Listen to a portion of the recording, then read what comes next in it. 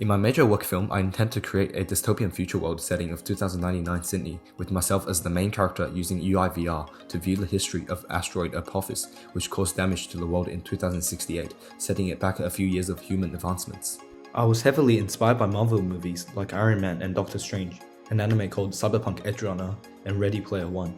These gave me my central idea of a dystopian world and laid the foundation for the VFX that I intended to create. I have researched multiple fonts, animations, camera shots to enhance my film quality and reach the audience's satisfaction, as well as the tools and applications which I can use to further extend the capabilities of my skill in multimedia.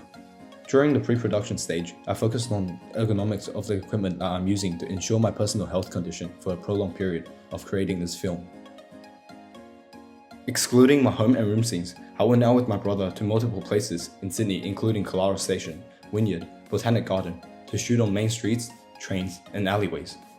This was challenging as he does not know how to use a camera. I had to set up the camera and let him look over the equipment to allow a safe working environment as I act in the film and walk around the city. I made use of various shot angles and lighting options while using the Canon 80D.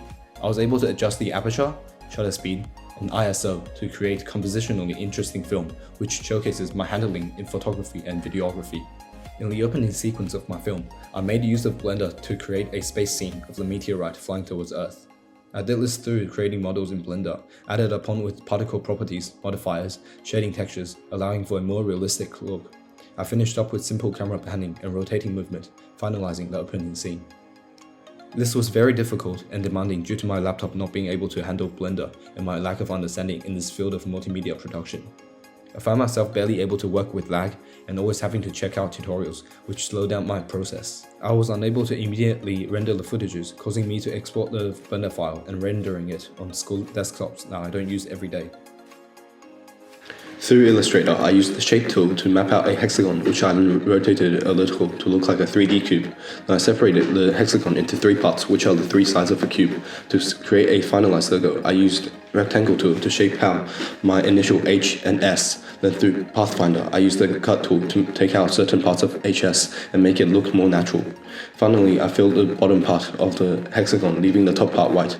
Then I split it and transformed the written text of pictures in the bottom black part to show a sense of illusion logo and thus creating a visually intriguing image. In After Effects, through following a tutorial found on YouTube, I applied turbulent display effect upon the logo with a keyframe swipe review to showcase the corroding effect of the animation.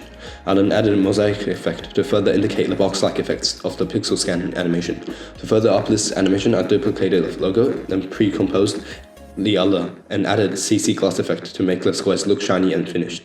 After all this, I added a displacement, colorama and glow effect to show smooth blend in the animation and a bright shiny seemingly RGB effect.